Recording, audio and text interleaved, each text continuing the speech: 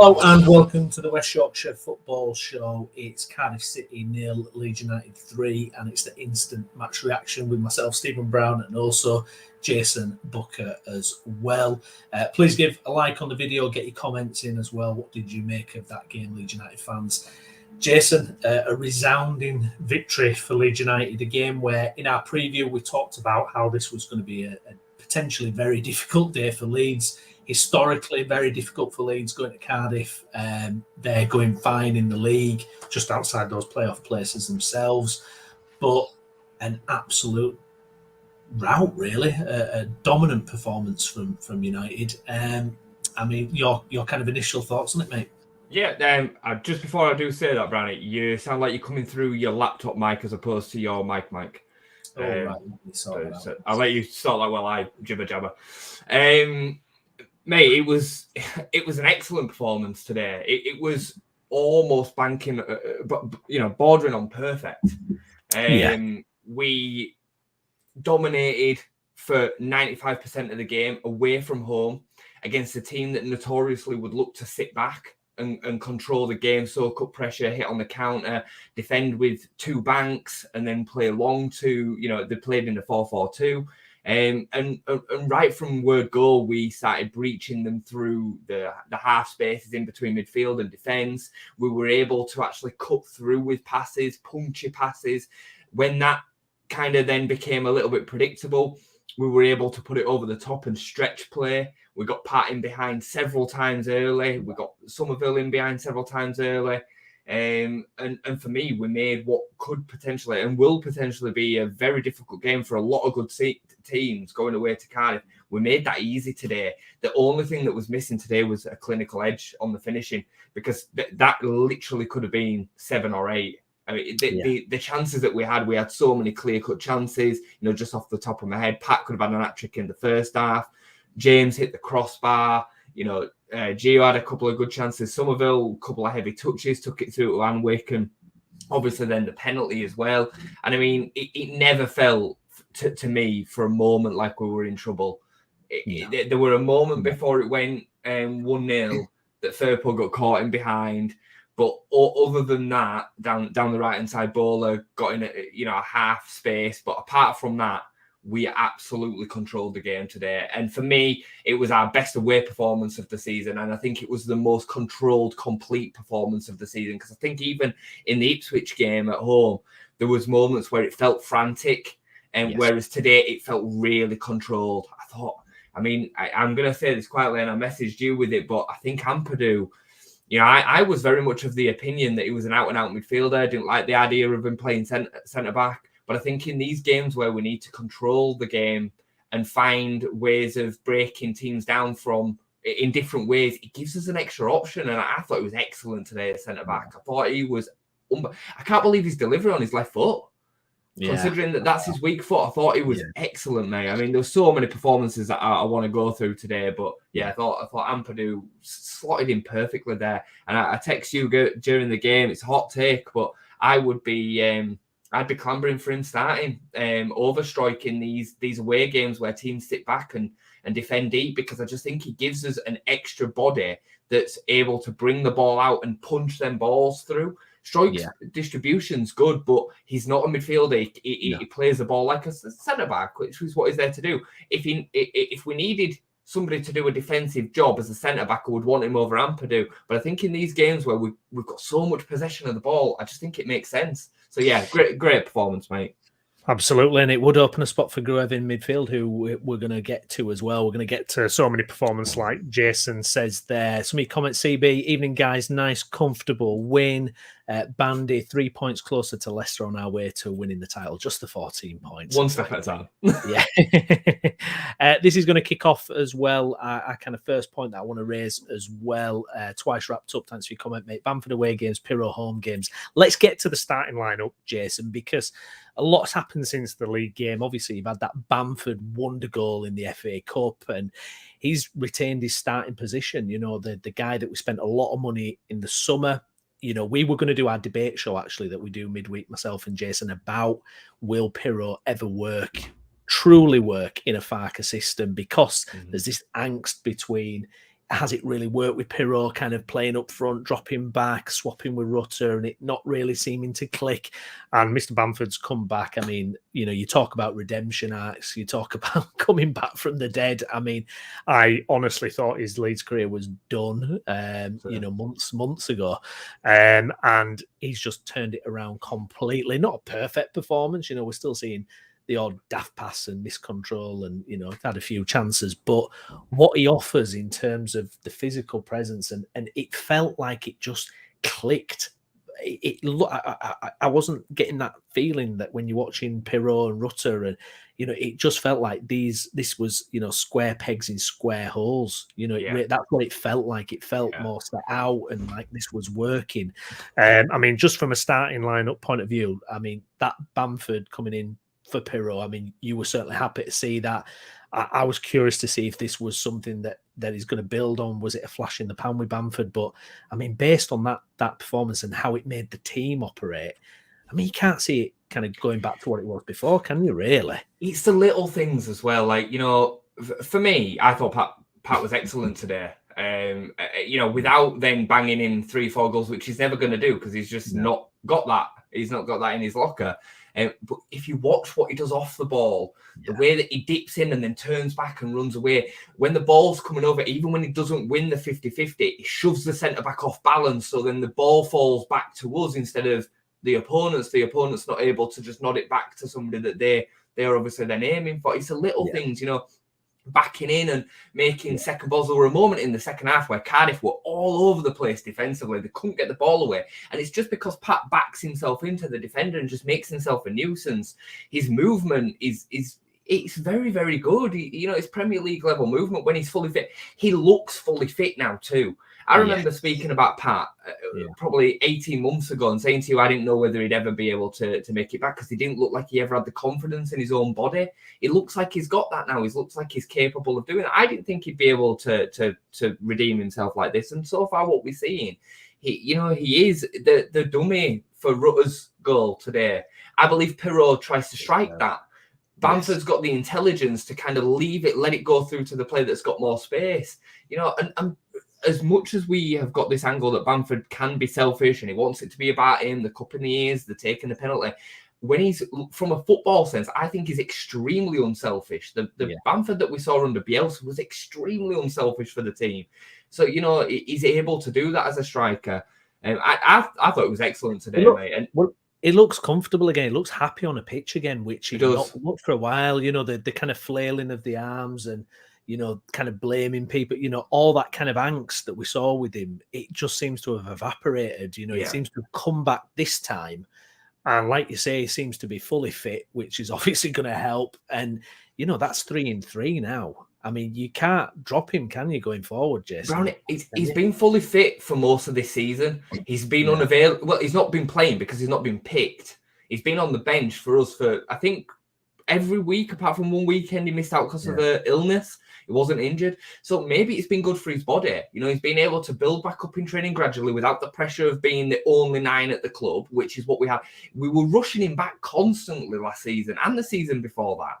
I remember him when he got the England call up. We played away at Fulham and he had an injury that day and he still played anyway. We kind of just wheeled him out because we didn't have anybody else to play there. So, we're now getting, I think, the best version of what's left of Patrick. I don't think he's the player that he was 2-3 years ago, but we are seeing the best of what he's got to offer us. And right now, for me, he's a better option than Kiefer Moore would be as an example of somebody coming in and replacing him. I'm okay with it if we can keep him fit. That's the biggest dilemma when it comes to Pat is will he stay fit for the rest of the season? That's the problem. Yeah, indeed. What do you think about Twice's comment about there might be something in this, Piro playing at home and Bamford away? I mean, obviously you don't want to kind of be dropping players, putting them back in, dropping players, coming back in. But I mean, there might be something in that because we've not really struggled at home, have we, with Piro in the team? But certainly away, that physical game that Bamford offers. I mean, is there something in that, do you think? Maybe, but I would argue that Birmingham's the only barometer that we've got to go on it, but it looked so much better. It looked so much more fluent. Gio was able to express himself in a way that he looked better. I always think you're playing him with the shackles on, playing him at 9, and he doesn't really have the experience and do the things that you want a 9 to do unselfishly. Too often the ball goes into Gio and he doesn't release it quick enough, or it bounces back off him. You can kind of have that as a 10 because it's the creative element. When it's as the 9, you want it to stick. So for me, I don't think so. And I really like Piro. I really like him. I think I've said it before. I think he's the most natural finisher at the club. I think he probably scores 2 or 3 today. But the problem is that he doesn't get himself in the positions that Pat does today because he hasn't got the speed. He hasn't got the same levels of movement. I'm not sure what Piro is at this stage. Whether he ever did really suit the team or not. I didn't watch Piro on the weekly enough to be able to say whether he would or wouldn't fit into Daniel Farke's system. But a lot of people that I do respect their opinion of said that he wouldn't. And I think we're seeing that. I honestly think that we're seeing that. I think Pat suits the style far more. Pat is far more like Teemu Pukki than Piro is. Yeah, but I mean, what I do like about what Farke's done as well is he has been brave in decisions he's made selection wise. Just dropping Ayling at the start of the season when Ayling's been a mainstay for so long. Yeah. Dropping Cooper when Cooper's been fit. He's done things and said, look, yes, Piro comes with a price tag. That pressure must be there in terms of you paid a big fee for this player, but. He's shown that actually, if it works for the team, Bamford's going to start, and that may be what goes forward. You've seen with Jed Spence, £1 million loan fee cancelled because it doesn't fit in with the club, and it's going to be fascinating to see what happens with the Piro situation because I don't know how happy he's going to be with 2-3 minutes at the end of games, but it's a nice option for us to have, I think. Daniel Farke's proven himself to be pretty brutal. I think, pretty brutal. He doesn't do anything other than what he sees as being best for the team. And we as fans may agree or disagree with some of it, but he fully backs himself to get it right. And I think when he sees, makes a decision on something, and I'm glad to see it because I did think he was going to stay stubborn to this Piro 9, Rutter 9, Piro 10 thing.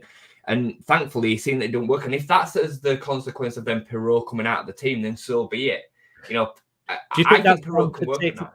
Do you think that's Bamford taking his opportunity that suddenly kind of the light bulb's gone off in Farke's head and, Bamford's come in for the Birmingham game, he's scored a wonder game. Do you think it's a case of, which is great to see that, you're going to pick the players who are doing it for you at that time rather than just go back to Piro? I mean, what you said about Struijk and Ampadu, it's going to be fascinating how much that plays in his mind now because the other angle with that is Gruev has come in today, Jason, and I mean, what an outstanding game from Gruev. I mean, we've not seen much of him so far this season, but that one misplaced pass aside, it was pretty flawless. And him and Kamara, I thought it was lovely. I did. I thought they dominated the game, mate. I thought they absolutely dominated the game, along with Ampadu acting kind of like a third midfielder because we had so much of the ball. He was able to do that, and he was bringing the ball out comfortably. Struijk always looks a little bit uncomfortable. Always looks like he's going to overrun the ball a little bit because he's not a midfielder.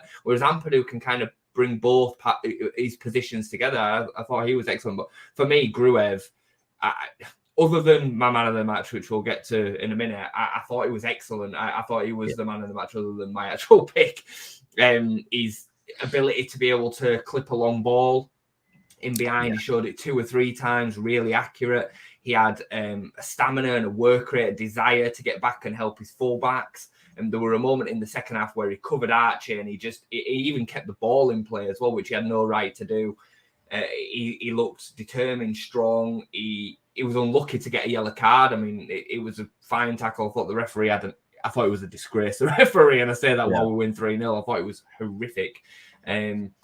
His ability to kind of just knock the ball around the corner and keep recycling play. I think it looked more comfortable having a left footer and a right footer in there as well. And the only thing that stops Gruev, I think, from being a really, really good player is his pace. I think he's really slow.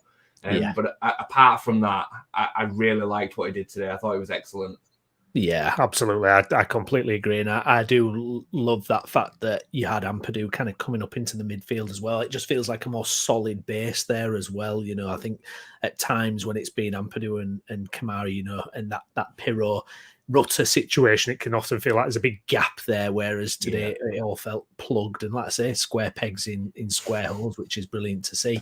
I mean, for you, is Gruev starting going forward now? I mean, how do you drop him after this? I find that team really hard to change, extremely difficult to change, because regardless of the fact that we've had some good performances this season, we've been very few and far between where it's been a 90-minute complete performance. And today it felt like a 90-minute complete performance. Especially away from home, you're going to have moments where the opponents create a chance. It's not we're not Manchester City. We're not just going to dominate for 90 minutes without the opponent touching the ball. And for a few fleeting moments, we completely and utterly controlled the game. And not only that, we were able to have effective possession. We were able to build moments where we punched it through the middle and we're able to create proper openings. Not these, games where we get through and we have one or two shots on target if we're lucky. There were several moments, and not only several moments that resulted in a shot on target, but several moments where we built up to that area of the pitch where it was really threatening and then it went out for a corner or whatever. I thought it was, like I say, a complete performance. I wouldn't change anything.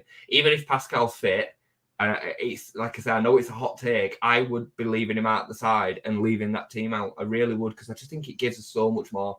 Yeah, I totally agree. Actually, I think it's not clicked for me like it has today. Certainly not away from home. I mean, away from home, we've not seen a performance like that. Obviously, the Leicester performance was, incredible effort from the boys and the team, and it was a fantastic win. But for me, that just looked where every part of the team was functioning correctly and how it should, and it just melded together for a fantastic performance. Like you say, a 90-minute performance. Because Ampadu's so comfortable on his left foot, I didn't realise he was that comfortable on his left foot. Because he's that comfortable on his left foot, he can play left centre back no problem. And him and Rodon have a really good understanding. They're clearly good friends as well. They played a lot of games together. They're both, 40 odd appearances for Wales. They know what each other's capable of, and they mopped up after each other brilliantly. Rodon went and attacked the ball. Ampadu shifted in and swept him behind. They looked really, really comfortable for me. And again, I was really concerned about this centre back situation. Yeah. I'm not concerned about it anymore. I'm not concerned about it anymore at all. I think Cooper is a fine fourth choice centre back. We've got Ampadu, Struijk, and Rodon. And Cresswell, for me, I didn't want to see him sold. I don't want to see him sold. I would still prefer that he went out on loan. But it's clear that he's not got a future under Daniel Farke. For me, he needs to go out and get games, prove Daniel Farke wrong, go out on loan. I don't want to see him sold ideally. But he hasn't got a position in this team right now. I would not trust him over Ampadu. No, I've seen Ampadu for a couple of games. I wouldn't. No, I know. It's what he can do on the ball. And, we've said all season how good he's been in the tackle, how he pinches the ball and his timing. It's really difficult to see how you change that, to be fair. I think Struijk's out for a little bit longer anyway, isn't he? So hopefully we'll get to see this. It's horses for courses, Browney, because if we were playing Leicester next, I'd be saying, you know what, Pascal should probably come back if Pascal was available. Because we're going to be under the cosh a little bit more. We're going to be doing a lot more defending.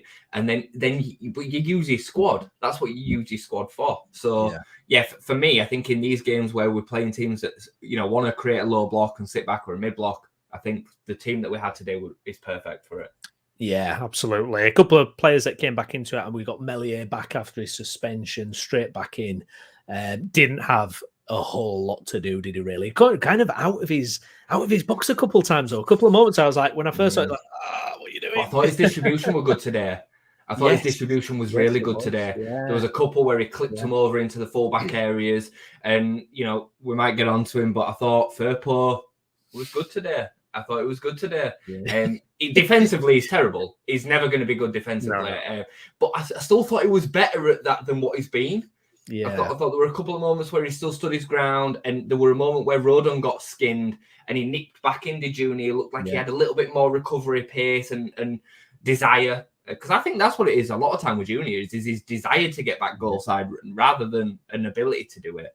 And you always saw him in the box as well. You always saw him, like, you know, whenever it was showing like a replay of like a chance Firpo's right there in the box and creating things. And, you know, he set a few up, didn't he? Set a few up. And, you know, we know he can have that side of his game where, you know, crossing and, you know, there were a bit where I think he dribbled around about two players. Yeah, brought into midfield. Wow, what is going on here? We've been spoiled.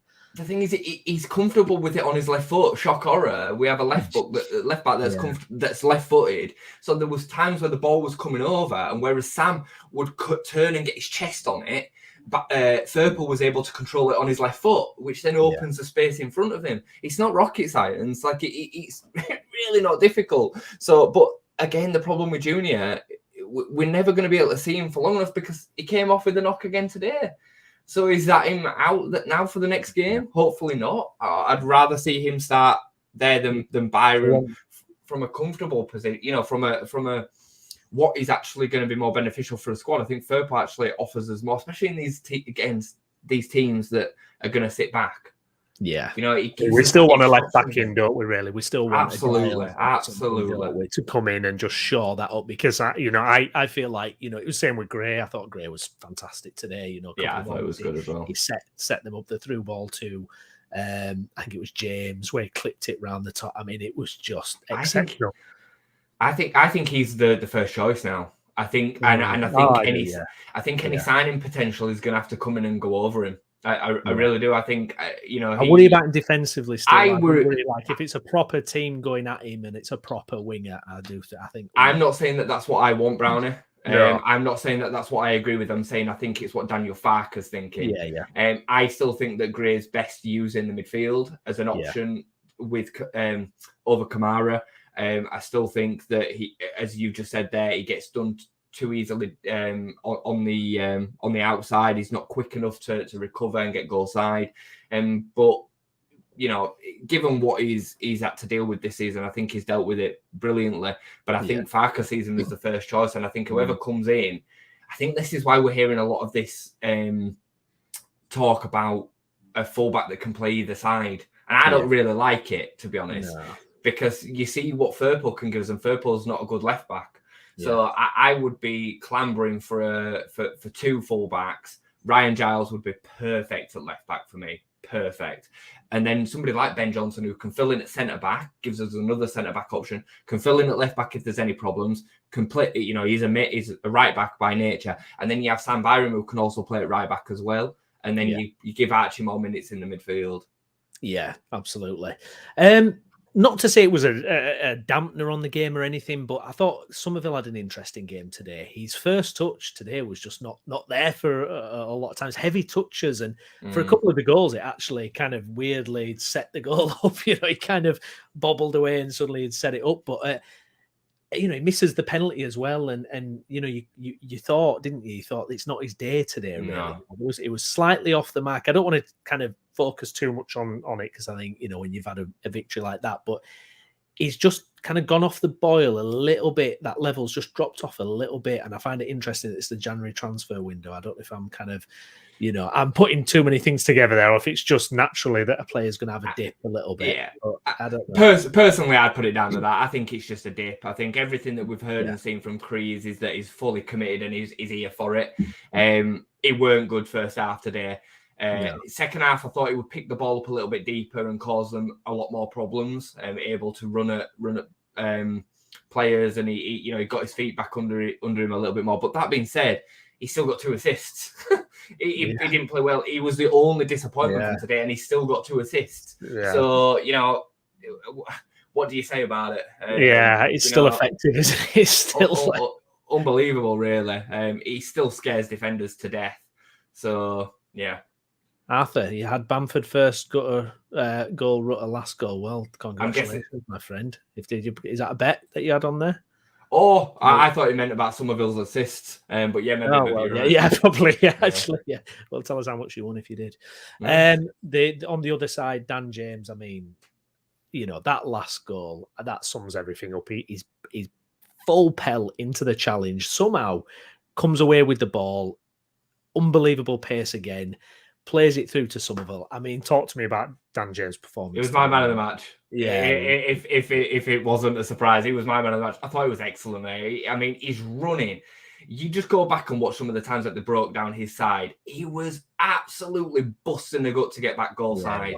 Yeah. And he nicks in and he wins the ball. And the two Cardiff players flying into each other. It's because they're absolutely petrified of Dan James and the fact that if he gets one touch on that, he's going to break. He's so quick. And the ball were a bit overhit to Somerville, but it was the best he could do given the angle that he'd ended up putting himself in. His deliveries were very good today. His running was excellent. His movement for the goal was excellent. It was in and around. It was miles onside. I don't know what Cardiff were even claiming. It was miles onside. I thought he was excellent. He's undroppable. For me, he's almost, apart from Rodon, the first name on the team sheet. He's so effective. And he just keeps on chipping in with goals, assists, and the assist of the assist. And just like I say, his work rate.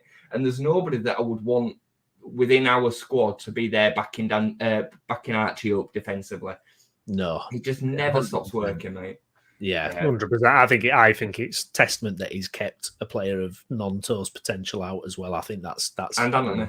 Phenomenal. And Anthony, yeah, absolutely phenomenal.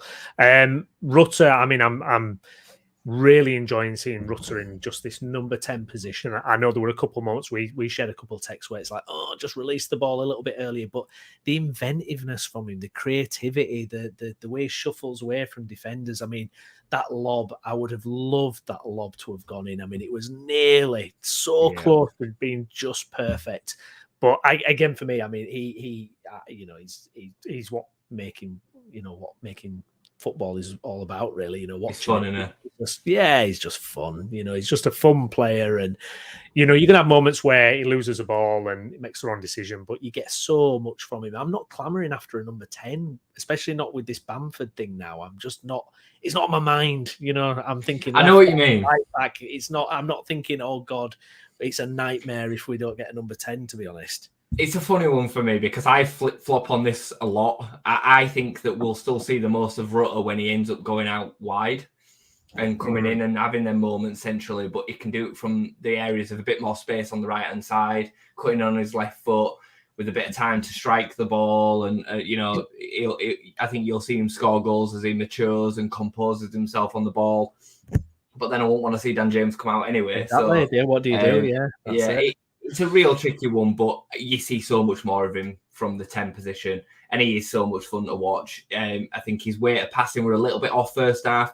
Somerville obviously had a bit of a heavy touch, but I also think that Rutter, if he'd have just played it half a second earlier, and I think he played it a bit quick, I think there were a bit too much power in the pass, he'd have ended up getting another assist for Somerville. But what can you say about him? He's just so much fun to watch. And I thought his goal was excellent. Composed himself, brought it back on his right foot. He's so gifted on both feet as well. He's no panic about, like when Bamford took that chance in the first half, I said to you, I'm never confident when he takes it on his right foot. Whereas Rutter, I'm confident when he has them on both feet from a passing point of view and being composed. His finishing is just so strange sometimes. Like 1 minute he's skying it 50 yards over the bar, and then the next minute he's able to ping a pass or ping an assist perfectly on a dime. So, but yeah, he's just class, and it's so much fun to watch. That third goal as well, Jason, as a whole. I mean, what a superb goal that was. Just everything about it, just absolutely fantastic. And Rutter at the end, that composure as well. Yeah. And the Bamford dummy, like I mentioned, it was just brilliant, wasn't it? It was right up there with the best goals we scored this season, certainly. Similar to the Pablo Hernandez goal against. I want to say Fulham at home or behind closed doors when Bamford jumped over it and Pablo hit it first time in the bottom corner. Had a similar kind of feeling of that. But you're right, like there's so much to like in it. The way that we won the ball, the break from Dan James, the determination to get there and his burst of pace, Somerville composure to bring it back in, the Bamford dummy, and then the Rutter finish. Yeah, excellent, mate. Excellent. There's so much to enjoy about today.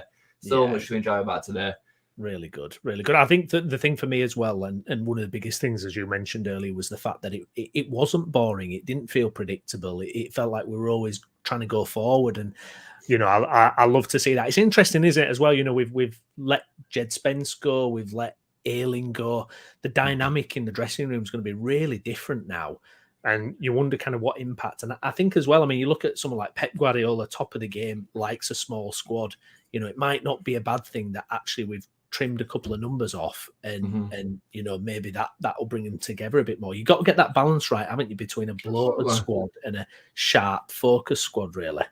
Yeah, absolutely. I mean, you know, you can't have players around that are unhappy being there. And Luke, I don't think, was unhappy at Leeds, but he wants to play football. He's 32 years old. His career's, you know, coming towards the end. He wants to play for as long as he can. And he's also got to earn himself a contract in 6 months' time. Yeah. The contract that he'll have been able to earn for himself, not playing, sat on the bench, or even not being on the bench at all at Leeds for 6 months, is very different to playing week in, week out for Middlesbrough. Yeah. It was straight in the squad today. So, you know, I think it's more than fair. And you're right, how that then changes the dynamic, how Daniel Farke manages that and brings new leaders into the group and you know, how people then step up like Ampadu. You know, he's taken the captain armband for 2 games now, and hopefully that kind of brings him up. I think Joe Rodon's a leader in there. You know, Coops will be a leader for as long as he's around this club. He'll always be driving things in you know, within the changing room. Pat doing the same. Dan James, you know, is an experienced player now. And I think that's down to Daniel Farke now, he manages the situation. It's difficult to get right, and it can flip real quick the wrong way if you get the wrong characters in. And that's why I'm fully behind Daniel Farke with what he's done with Jed Spence. I'm not buying this situation that, you know, I thought Jed Spence were a cracking sign. I'm not going to rewrite history. And I also think he was, you know, arguably, you could say he was the best fullback in the Championship. But we didn't get to see that. He never delivered that in a Leeds shirt. We've not, in my opinion, really lost much by him going because we never got to experience it or see it. And if you are in a position where you're sending Luke Hale into Middlesbrough, you've got a right back in Archie Gray who's actually a 17-year-old centre midfielder, and you are then still of the opinion that the best thing to do is to cancel £1 million worth of money and a loan and just get rid of him, he must have been really bad for the changing room. I think that's the only because Daniel Farke is not about to make things worse for himself to prove a point. He must have done that with very good reason. So I'm right behind that decision. I think it's one of them things as well. If we hadn't have just had back-to-back defeats and everything, and you know, if we were still on that winning streak, no, people have been like, oh well, there you go. I think it was the timing, wasn't it, that we'd been in a bit of dodgy form, and then you know that the issue we've got, of course, Jason, is results today again. Leicester have lost, obviously, but the miles. I mean, don't matter, does it, at this stage? Yeah. They can afford to lose multiple games, but again, I'm looking at the teams around us. Southampton have won; they've gone into second now. You know, it's that chasing game again, isn't it, Jason? You know, when you see such a fantastic performance from Leeds, and when we've had good wins this season, the other results don't seem to quite drop for us. It's tricky, isn't it? Because you know, if we could just get that little bit closer, but I don't know. It's a tricky one, isn't it? Look, we've got a long way to go. I'm not sweating about it. I'm really, really not sweating about it because I think you can only control your own games. And thankfully today we've come away to a tricky away fixture. You know, Cardiff are no mugs. They're in and around the playoff battle themselves, and we've blown them away today. We've now got that away hoodoo off us back. We've shown that we can change, we can adapt, we can, you know, play in a different way. Because I think it was different today. There were still elements of the same tactic, but we definitely played differently today to try and combat what Cardiff were going to bring. And, you know, Ipswich are on the slide. They are on the slide. Yeah. Okay, so, you know, they've got Sunderland about now, I think. Even kicks off. They're 4 points in front of us. Hopefully they drop points again today. Southampton are going to be the problem out of the two of them. You know, we've said this for a while now that Southampton were coming, but they were only playing Sheffield Wednesday today. Let's not get, you know, at home. Yeah. Let's not get, you know, too disappointed. We're still only going to be 4 points behind them come the end of this weekend. We just need to do our thing. Yeah, and hopefully now that we've started to get it, we've started to build the process of getting it right away from home today. Hopefully we can build that. You know, playoffs is the minimum expectation in it. We're now I'm looking at the table, 11 points clear of 7th. Yeah. Let's just keep building. Hopefully we strengthen in January. We can catch them. It's 4 points, Brownie. 4 points. You know what? I'm looking at that 4th of May, Leeds versus Southampton last game of the season as well. I mean, you know, with the capabilities of both those teams, you could fully expect, or you could fully foresee that both teams end up battling it out on the last day, because why would there be such a big drop off that there wouldn't be? It's a playoff final at Ellen Road, basically, isn't it? That. Well, this is the thing, isn't it? I mean, what Leeds have got to do now for me is let's show that consistency. Let's not have any stupid dips in performance. I think that's what's really bugged me is, you get these highs of beating Ipswich 4-0, and then you go and follow it up with a dismal performance out of nowhere. And you think, where's this performance come from? And, we can't have a performance like this now. And then, we've got Preston next Sunday. You can't just suddenly, drop your level. We've got to really keep on this now. I'd agree, Brownie, but I'd also say that there is some consistency to good performances now. We've had 3-0 wins in a row. Regardless of the opposition, I'm not having to do, let's again not rewrite it, that we were going into this game with a bit of apprehension, and now that we've blown them away, we can't be like, oh, we're only Cardiff, they were crap. Like, they're a decent side. Yeah. Birmingham and Peterborough did come with the caveats, but we still played really well in both them games. So 3 games in a row, we've played well, we've scored 3 goals in each of them and conceded none. We didn't really look like conceding again today. So I hear you. You're absolutely spot on. But we're starting to see the foundations of actually building some of that consistency with 3 wins out of 3. Yeah, no, absolutely. Some comments coming in now from Farker as well. So dead leg for Firpo. So hopefully nothing too long there for him. Farker says it was the most mature performance of the season, in control from start to finish versus a side who he says are strong at set pieces. Loves the team mentality being displayed, especially since the squad was basically made up of all he had available due to injury.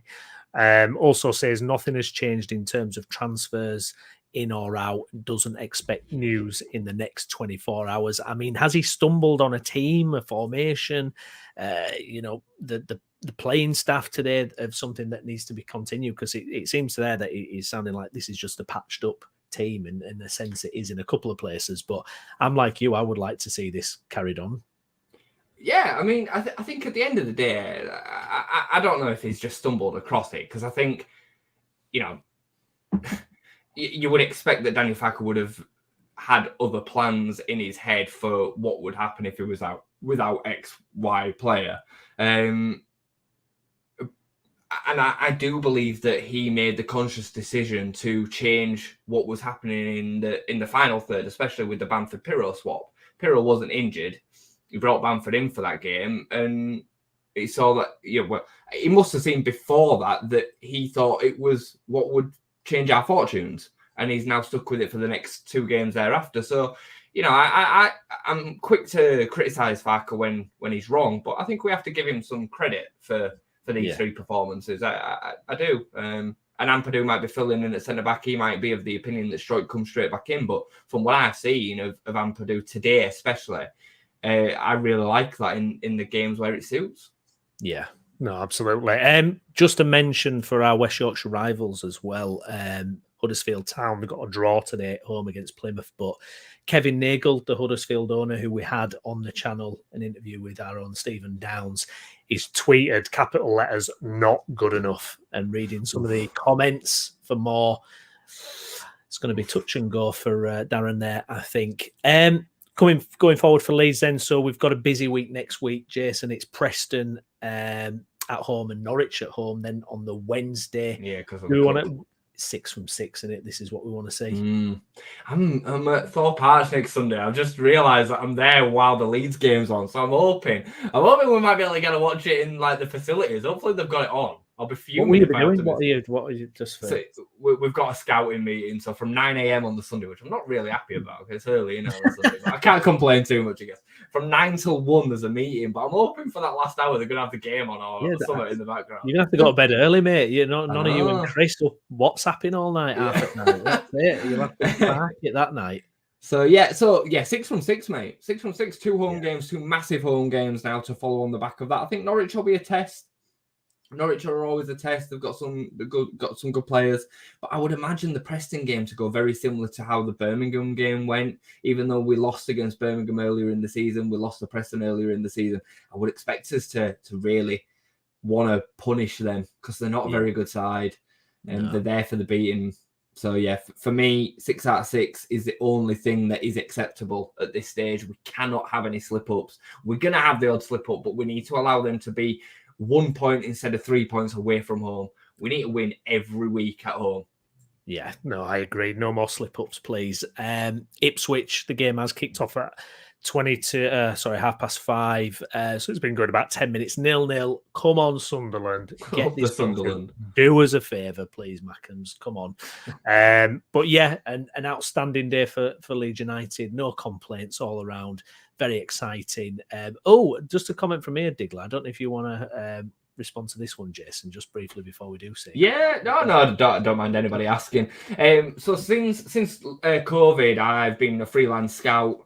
I've worked for Stockport County predominantly and a couple of other non-league clubs, but I was part of the team that ended up getting Stockport into the Football League, which I was pretty proud of. And then since then, my role now is I'm a junior scout for Leeds United. It's only a position that I've recently taken up, but it's pretty cool. 7 to 14s. And basically my role is bringing people in or kids in for trials within the Leeds United setup, and then hopefully seeing them, progress further on into our academy. So, yeah, exciting stuff. So we've got a sauce on the inside, guys. That's what it is. That's what we can do. Guys, thank you very much for watching. If you've enjoyed the video, please do smash a like on it and get your comments in as well if you're watching again later. Myself and Jason will be back through the week as well. We'll hopefully get a little review where we get all the guys on Monday, and then me and Jason will be back for a Leeds United debate as well, plus all the instant match reactions as well to these games coming up soon. I've been Stephen Brown. With me has been Jason Booker. Jason, thank you very much, mate. Thank you. And we'll be back again in the future. Enjoy the rest of your Saturday. Thanks for watching.